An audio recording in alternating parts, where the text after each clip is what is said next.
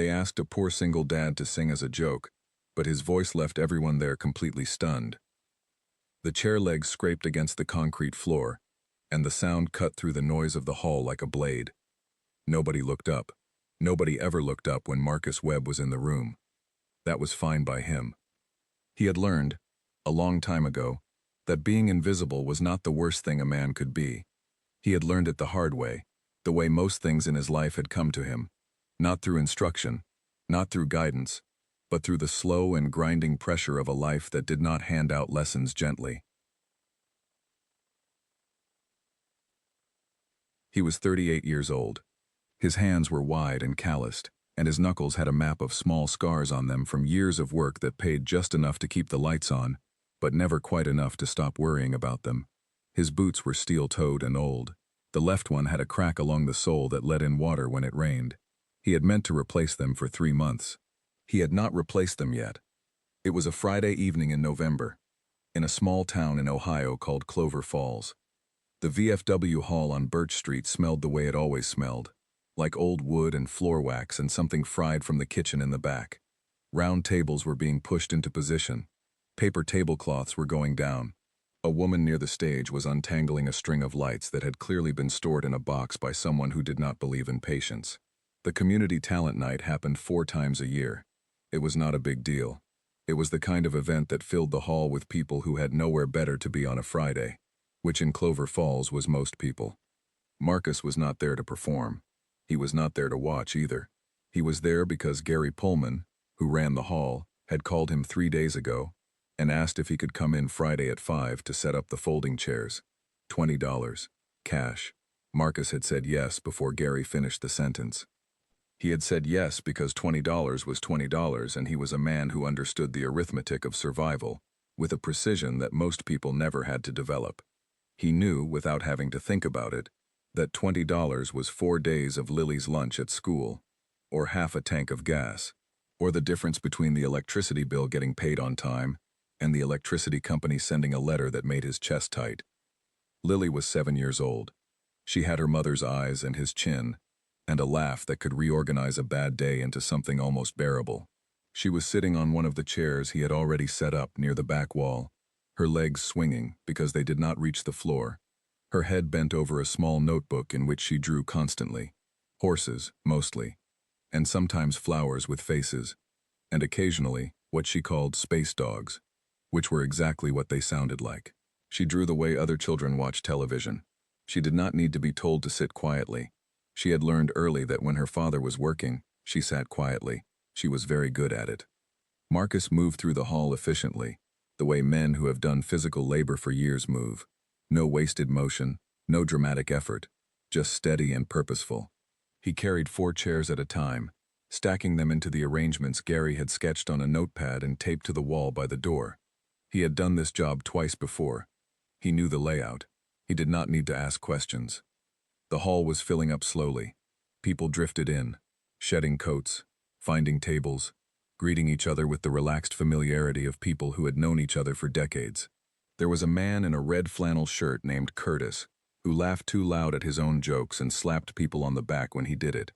There was a table of older women near the front, who had clearly coordinated their outfits without admitting they had coordinated their outfits. There were teenagers near the side door who were pretending they did not want to be there while clearly being glad they were there. The man running the microphone that night was Dale Briggs.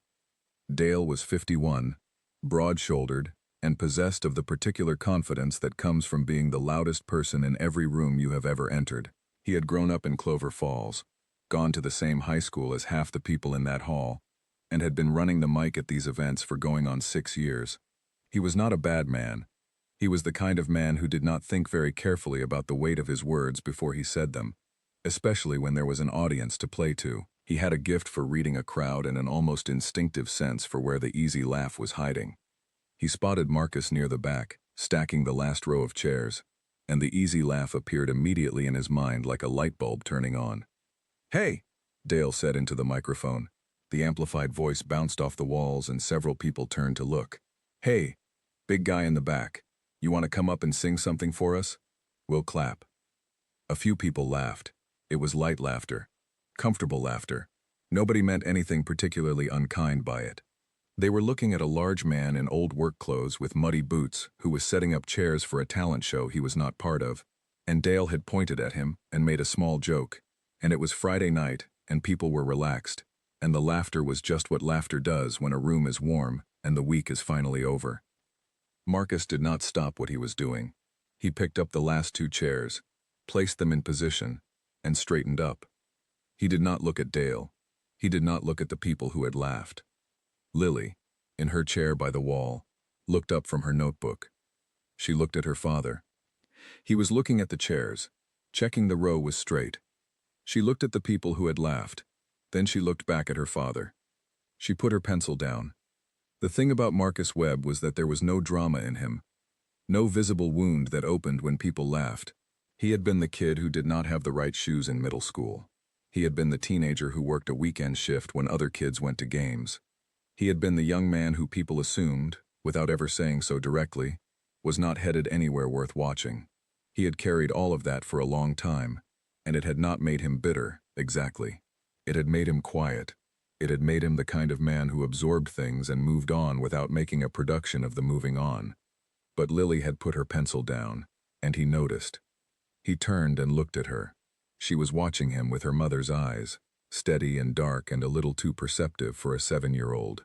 She was not asking him anything out loud. She did not need to. She had her father's mouth, pressed in that flat line that meant she was thinking something she had decided not to say. He looked at her for a moment. She looked back. Dale, still at the microphone, made a small gesture toward the stage, more of a theatrical wave than a real invitation. The crowd's attention had mostly moved on. Someone was ordering a drink. The woman with the lights had finally won the battle against the knot. The teenagers near the side door were looking at a phone screen together. Marcus looked at his daughter for 3 full seconds, maybe 4. Then he walked toward the stage. He did not walk quickly. He did not look at Dale with any expression that could be read as challenge or anger or performance. He walked the way he always walked, steady, unhurried, as if he had somewhere to be, and intended to get there at the pace he chose. His boots were loud on the wooden floor. People near the front tables noticed him coming and went quiet with the mild curiosity of people who are not sure what they are about to see. Dale blinked. He had expected the big guy to shake his head and go back to the chairs. He had expected exactly the laugh he had already gotten, and then for things to move on. He had not expected this. He held out the microphone anyway, because that was what you did, and Marcus took it from him with a hand that made it look small. He stood at the edge of the stage, not on it entirely. His left boot was still on the floor below.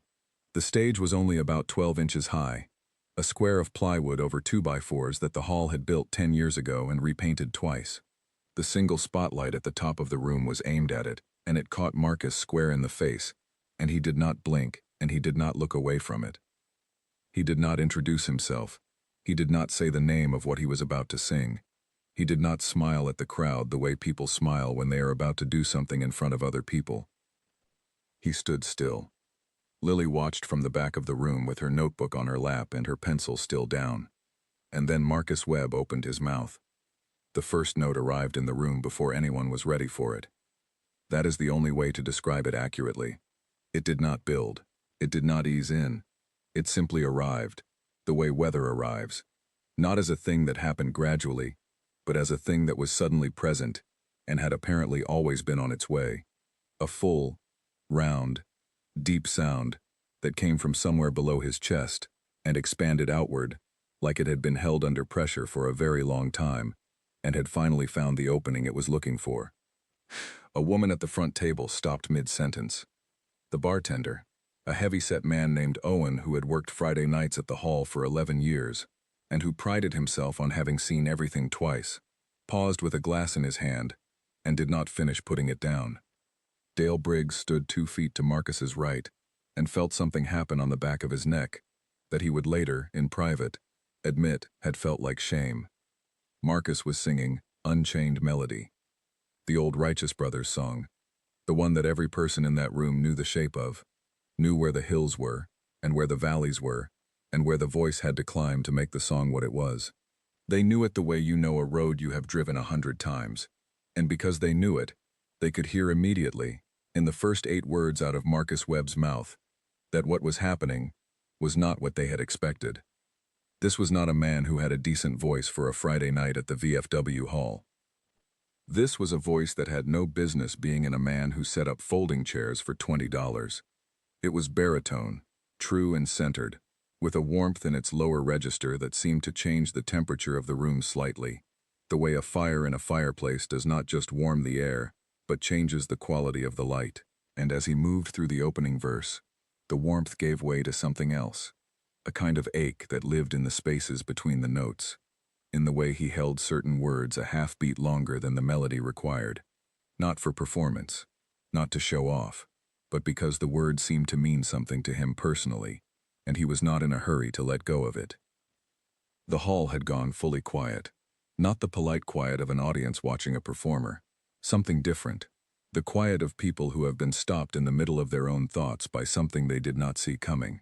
Curtis, the man in the red flannel who laughed at his own jokes, had his hand on his drink and had not lifted it. The table of older women near the front, Margaret and her friends, who came to every talent night and always chose the same seats and always ordered the same thing. Margaret had her hand over her mouth, not dramatically, just her fingertips, resting against her lips, as if she had reached up without noticing.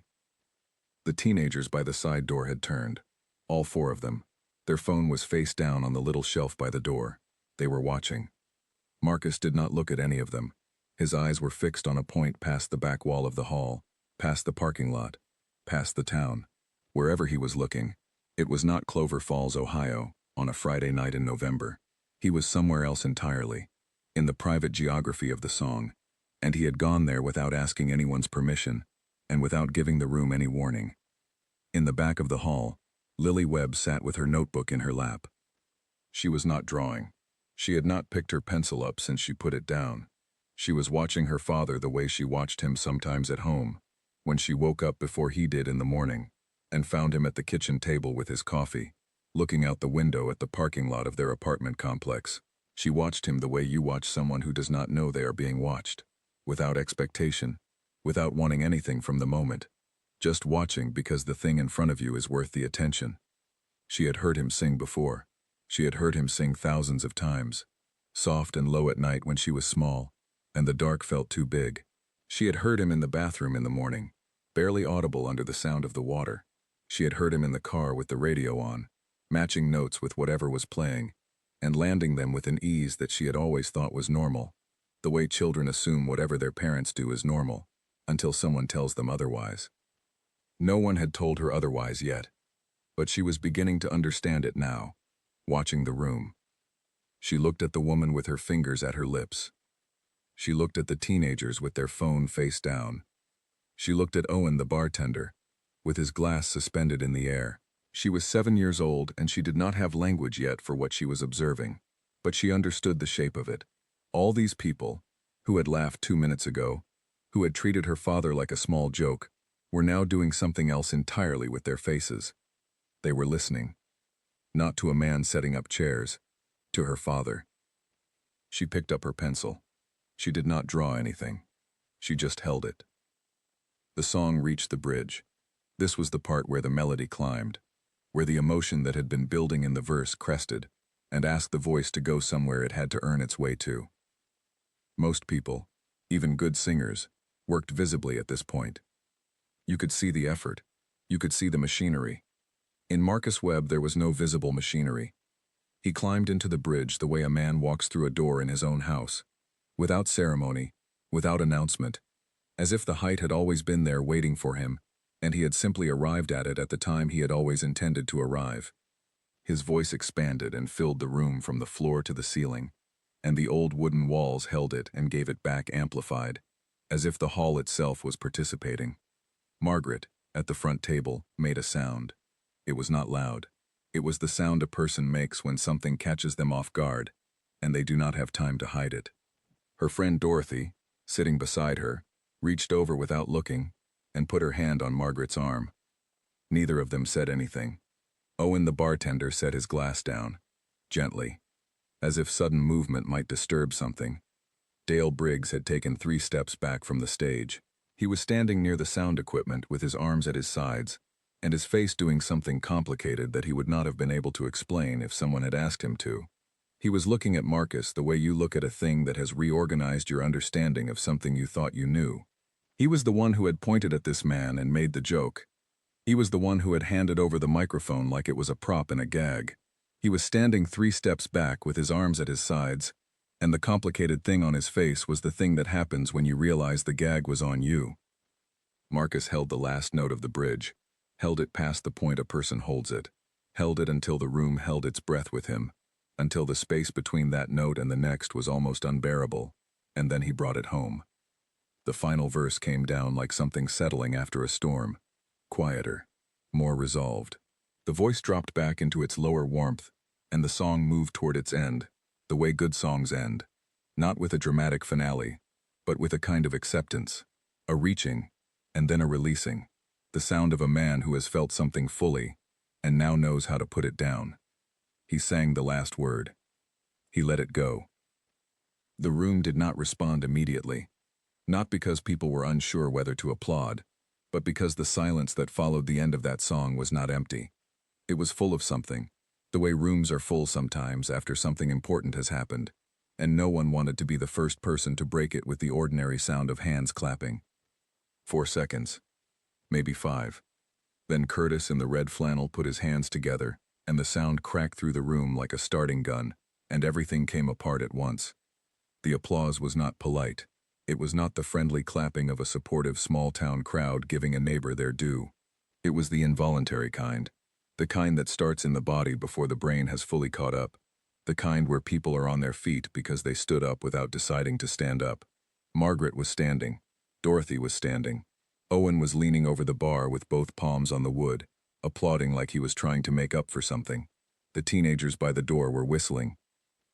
Dale Briggs was clapping too, slowly, steadily, with his eyes on the man on the stage, and the complicated thing still on his face, and if you were watching him carefully, you might have noticed that he was clapping a little harder than everyone else. Marcus stood at the edge of the stage with the microphone at his side. He did not bow. He did not smile at the crowd with the particular smile of a person drinking in applause. He looked at the room for a moment, at all the standing people and the noise, with an expression that was difficult to read, not cold, not unmoved, but private, as if what had just happened was between him and something inside him, and the room was welcome to witness it, but had not quite been the intended audience. He looked toward the back of the hall. Lily was standing too. She was on her tiptoes beside her chair, her notebook clutched to her chest with both arms, her eyes wide and bright and fixed on her father. She was not cheering. She was just watching him, with the concentrated attention of a child who is in the process of understanding something enormous, and is determined not to miss any part of it. He looked at her. She looked at him. He gave her the smallest nod, the kind of nod that is not a performance, the kind that means something that has no word for it. He turned and walked off the stage, handed Dale the microphone without a word, and walked back to the row of chairs along the back wall. He picked up his jacket from where he had left it on the last chair in the row. He checked the time on his phone. He had 8 more chairs to carry to the storage room before Gary would call the job done and give him his $20. He got to work. The video was 11 seconds long before anyone thought to press record, which meant the first 11 seconds were already gone, and they were gone forever. And the person who recorded it, a 22-year-old named Claire who had come to the talent night with her grandmother Margaret, and who was not, as she would later tell people, someone who typically filmed things at small-town events, spent a long time afterward wishing she had pressed the button sooner. What she captured was not the beginning, it was the middle. It was Marcus Webb 3 lines into the song with the spotlight on him, and the hall gone quiet around him, and the camera on Claire's phone was not particularly steady, because Claire had reached for it in a hurry, and her hand was not entirely calm by the time she found the record button, so the footage had a slight tremble to it that actually, as things turned out, worked in its favor. It looked real. It looked like someone recording something they had not planned to record, because what was happening in front of them had made planning irrelevant. She kept the camera on Marcus for most of it. The phone moved once to pan across the crowd, a slow, instinctive sweep that took in Owen at the bar with the glass in his hand, Margaret at the front table with her fingers at her lips, The teenagers by the door standing forward with their phone face down on the shelf. And then it came back to Marcus. It caught the bridge. It caught the way his voice climbed without effort and filled the room. It caught the last note, and it caught the silence afterward. And it caught the moment when the room came to its feet, and right at the edge of the frame, barely visible in the back corner, you could see a small figure standing on tiptoe with something pressed to her chest. Claire posted it at 11:47 that night, sitting in the car in the parking lot while her grandmother talked with Dorothy inside. She wrote a caption that said, "Came to a small-town talent night, was not prepared for this." She did not tag anyone. She did not know Marcus's name. She tagged the location as Clover Falls, Ohio, and she tagged the video with a few words about voice and talent, and then she put her phone in her pocket and went back inside to find her grandmother. She woke up the next morning to 42,000 notifications. She stared at her phone for a long moment before she understood what she was looking at. By the time she called her grandmother to tell her, the video had passed 60,000 views and was climbing in a way that made the numbers look less like a count and more like a pace. Something moving. Something with its own momentum now. Something that no longer needed Claire's involvement to keep going. It needed nothing. It fed itself. By Sunday afternoon, the video had been shared by 4 separate accounts with more than 1 million followers each. A music journalist in Nashville posted a screenshot of the view count with 2 words. Who is he? A woman in London woke up on Sunday morning, watched the 11-second clip 3 times before getting out of bed, and sent it to 9 people before breakfast. A retired choir director in Atlanta named Edmund watched it once, then watched it again with his reading glasses on as if closer inspection might explain it, then sat quietly in his kitchen for a while before calling his former student, who now worked at a talent agency in New York. The call lasted 4 minutes.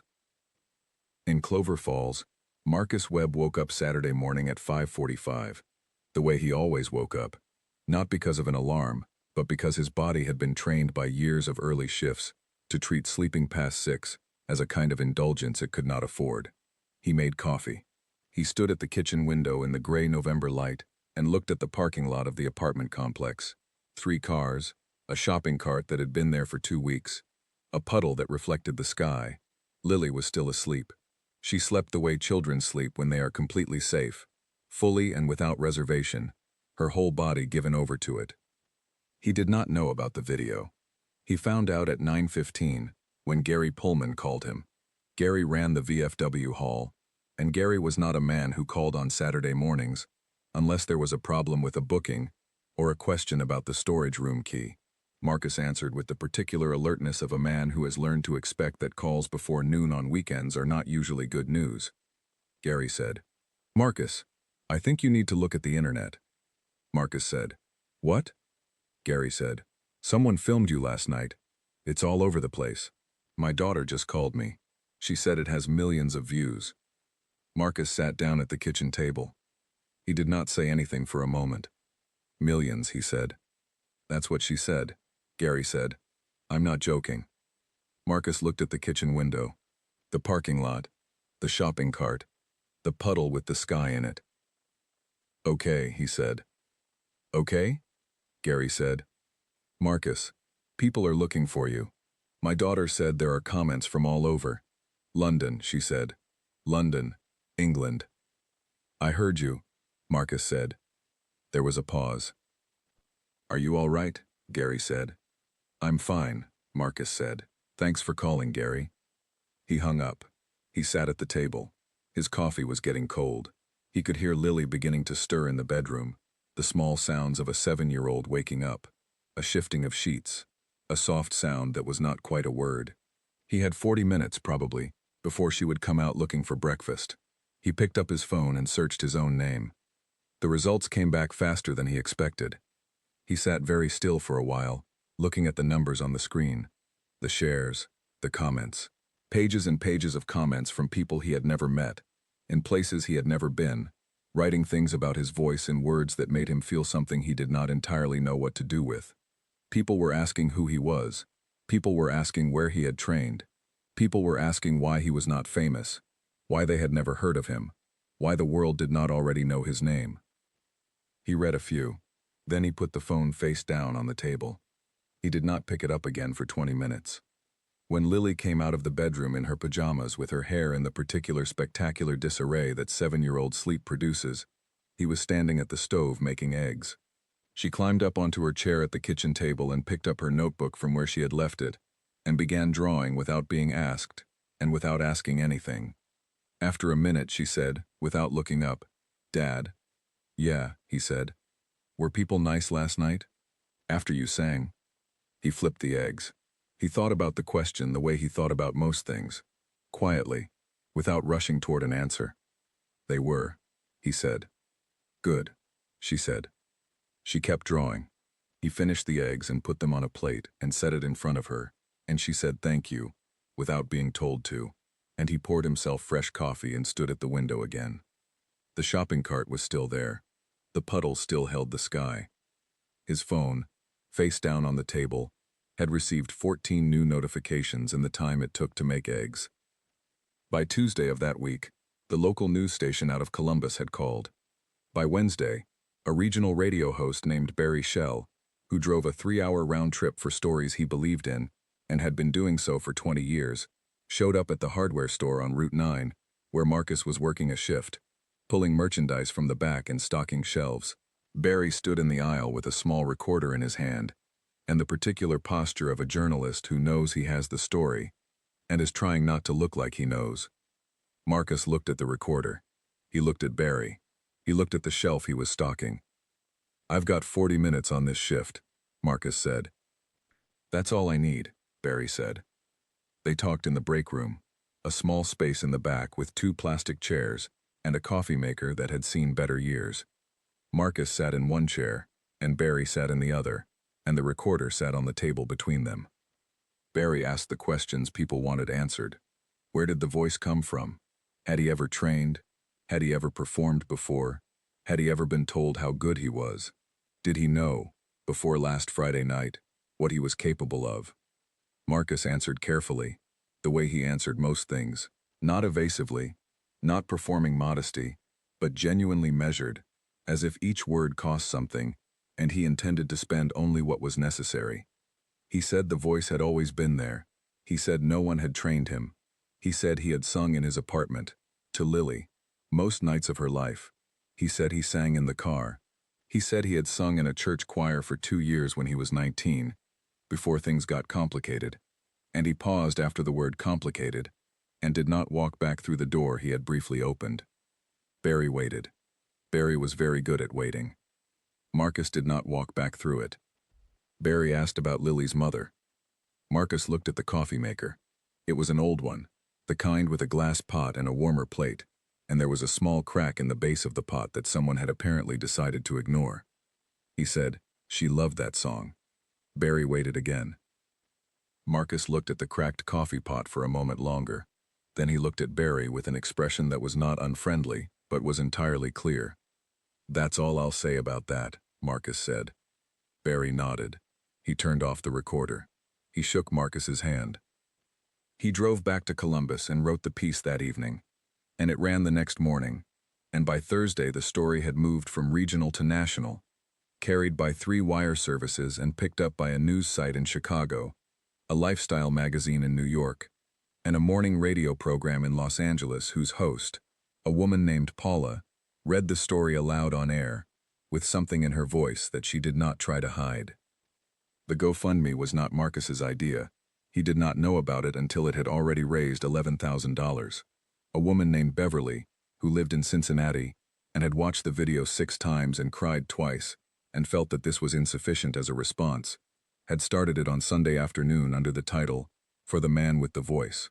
She had written 3 sentences in the description. She had not expected it to go anywhere. By Thursday it was at $34,000 and Beverly was checking it every hour, and had stopped being surprised by the number, and started being something else entirely, something quieter, and more amazed, the feeling of watching people reach toward something true. Marcus found out about it when Gary called him again.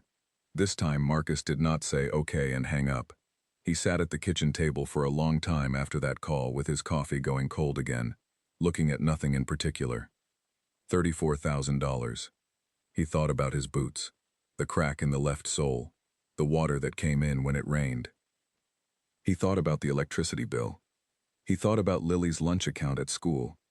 He put his head down on the table, not in despair, not in performance, when just in the way a man lowers his head when something becomes suddenly and fully real, and he needs a moment with his face turned away from the world before he can look at it again. He gave himself that moment. Then he sat up, straightened in his chair, and drank his cold coffee. What nobody tells you about being found is that it is not entirely comfortable. Marcus had spent years being the man in the room that people looked past. He was not naive about it. He had known, in the specific way that people who exist on the margins of things always know, that he was someone the world had quietly filed under a heading that did not require further examination. I'm poor, single father, manual labor, not heading anywhere worth watching.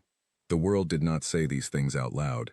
It said them in the texture of things, in the way people at the hardware store sometimes spoke to him slowly, as if simplicity were a function of his jacket, in the way certain people at Lily's school treated the parent-teacher conferences as charity events rather than conversations, in the way Dale Briggs had held out a microphone like it was a toy. He had learned to move through all of it without picking it up, without carrying it. He had learned this not through therapy, not through self-help, but through the same hard and grinding process that had taught him everything else, through years of doing it badly first, and then less badly, and then, finally, with something approaching grace. Now the world was looking at him, not past him, at him, and it turned out that being seen, after years of invisibility, had a weight to it that he had not anticipated. The calls came daily.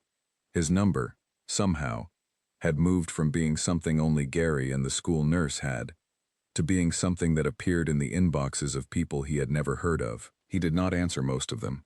He let them go to voicemail and listened to the messages in the evenings after Lily was in bed, sitting at the kitchen table with a notepad in case anything required a written response. A manager from Nashville, a producer from somewhere in Atlanta, a morning television program in New York. They said his name 3 times in the message, each time with a warmth that Marcus recognized as the professional kind, the kind that cost nothing and meant the same amount. A woman from a record label, whose name he recognized from the spines of CDs he had seen in the discount bin at the drugstore. A local music school offering free studio time. He listened to all of them. He wrote some of them down. He called back a small number. He turned down the television program. He told the Nashville manager he needed time to think. He told the label contact the same thing. He told the Atlanta producer that he appreciated the call and would be in touch, in a tone of voice that communicated, to anyone listening carefully, that he probably would not be in touch. He called the music school back. He asked if the studio time offer was still open. The woman on the phone said yes, absolutely, whenever he was ready. He said he would let her know. He did not make any decisions in the first 2 weeks. He had learned over the years not to make decisions in the hot center of a thing. Decisions made when the pressure was highest were the kind that looked good in the moment and cost something later. He had made a few of those in his life.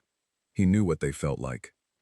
Barry Shell called him on a Thursday afternoon, not to ask for another interview, just to check in, he said, and Marcus believed him, because Barry was the kind of journalist who actually did that, who had been in the business long enough to understand that the people whose stories he told were people with lives that continued after the story ran. They talked for 15 minutes. Barry asked how Lily was doing. Marcus said she was doing exactly the same as before, which was well. Barry said, "Is that what you want? For things to stay the same?" Marcus thought about it. He stood at the kitchen window, the same parking lot. "Some things," he said.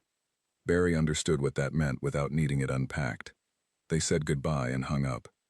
The offers kept coming for another 2 weeks, then began to slow, the way attention moves. The internet had already found 3 other things to love by the 3rd week of November. Claire's video was still accumulating views at a steady rate, but the rate had slowed from a flood to a current, and the current was gentler now, and the inboxes that had been full began to thin. Marcus noticed this, and felt, he realized, something close to relief.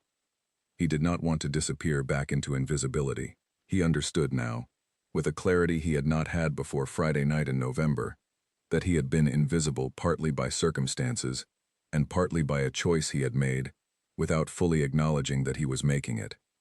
A choice to keep the voice inside the apartment, to keep it between himself and his daughter, and the kitchen window, and the dark after Lily was asleep. He had told himself it was because there was no time, no money, no avenue, and those things were true, but they were not the whole truth. The whole truth was that the voice had belonged to a version of his life that was gone, to a woman with dark eyes who had loved a particular song, to a version of himself that had believed, with the specific confidence of someone who has not yet been fully tested, that things were going to go a certain way. They had not gone that way, and when they did not, he had put the voice somewhere it would not remind him of the going. He sat with that for a while. He sat with it the way you sit with a thing you have been avoiding, not fighting it, not trying to resolve it, just letting it be present in the room with you until it becomes something you can look at without looking away.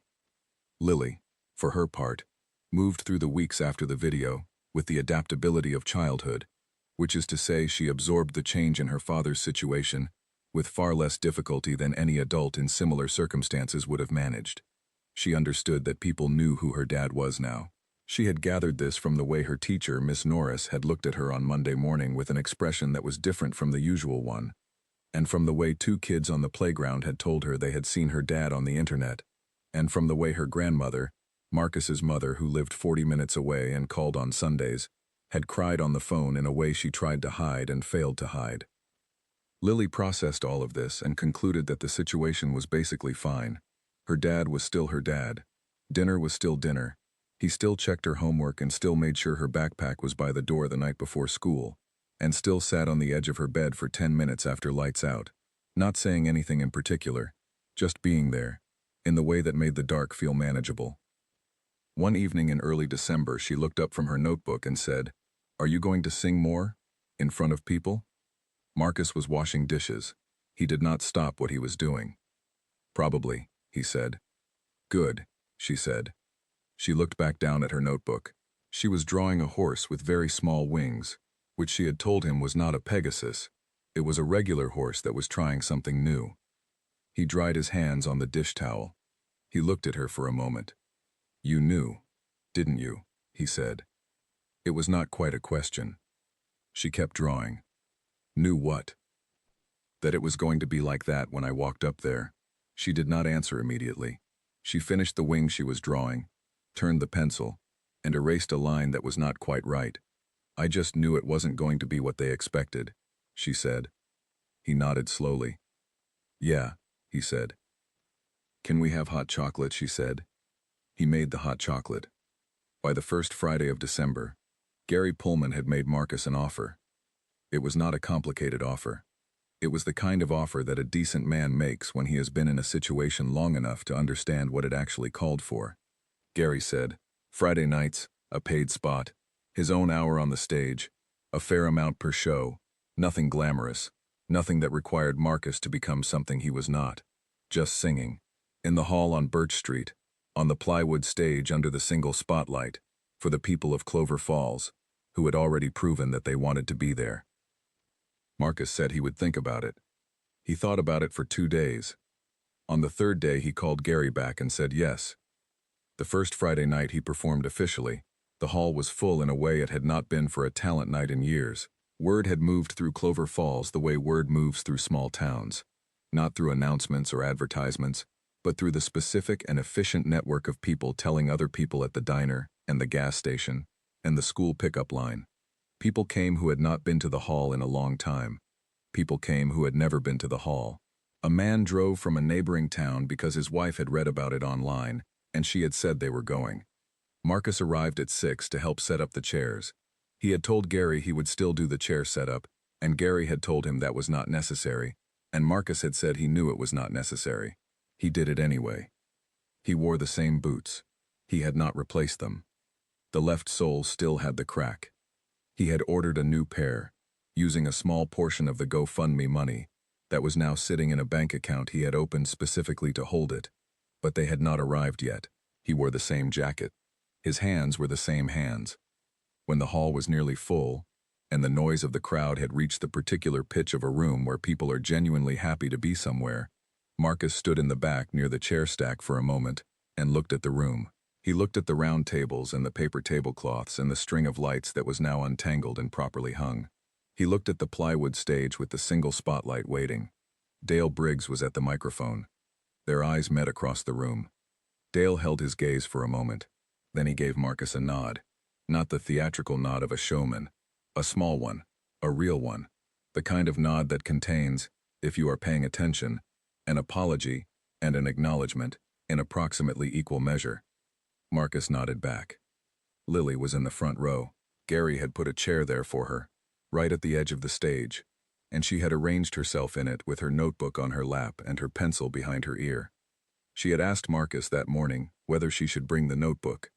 He had said, "Bring whatever makes you comfortable." She had brought the notebook.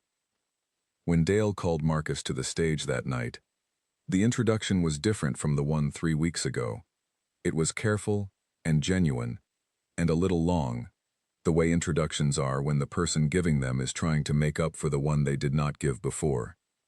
The crowd applauded through most of it.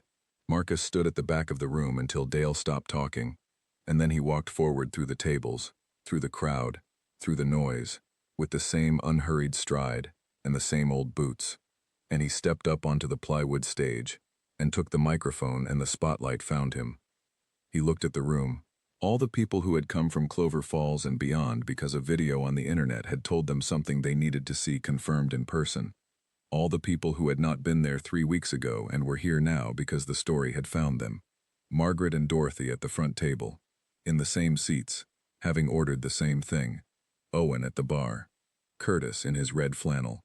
The teenagers by the side door.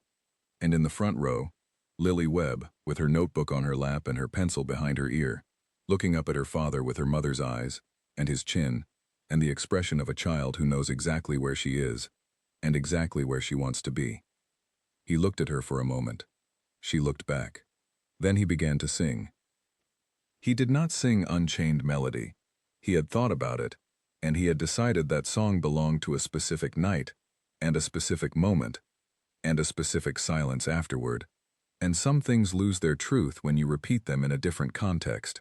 He chose something else, something that moved differently, that had more light in it, that asked the voice to do something other than ache.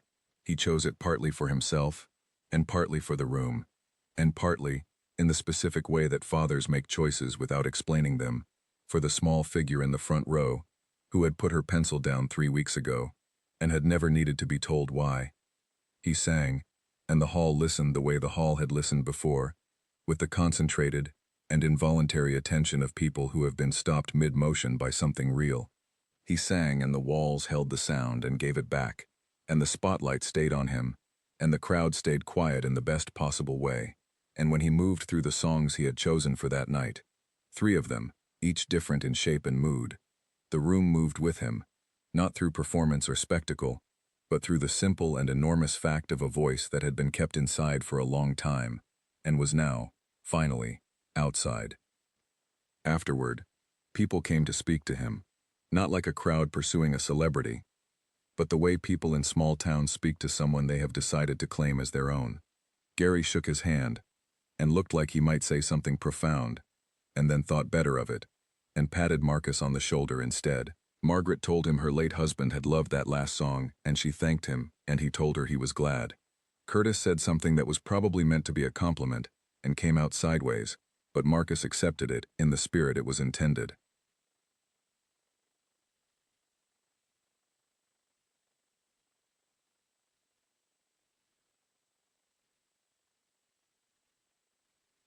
Dale Briggs found him near the back of the hall, where Marcus was straightening the last row of chairs out of habit.